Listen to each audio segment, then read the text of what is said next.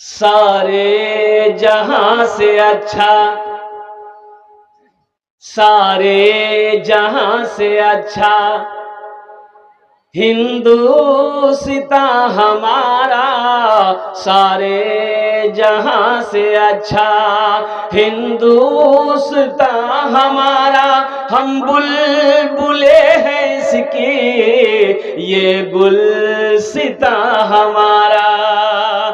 मजहब नहीं सिखाता आपस में बैर रखना, मजहब नहीं सिखाता आपस में बैर रखना।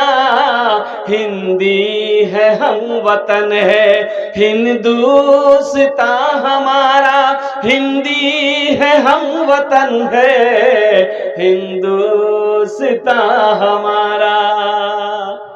संविधान इजाजत देता है हर मजहब के मानने वाले को अपने तरीके के मुताबिक वो परे करे। हमारे हिंदू भाई मंदिरों में जाते हैं, जैन अपने क्या कहते हैं कि इबादत गाहों में जाते हैं, हमारे सिख भाई वो गुरुद्वारे में जाते हैं, हमारे क्रिश्चियन भाई वो चर्च में जाते हैं। जिसका जय जो मजहब हो वो अपनी खुशी से अपनी मर्जी से वो परे करे, वो पूजा करे, वो इबादत करे। आप उसके ऊपर में दबाव नहीं डाल सकते।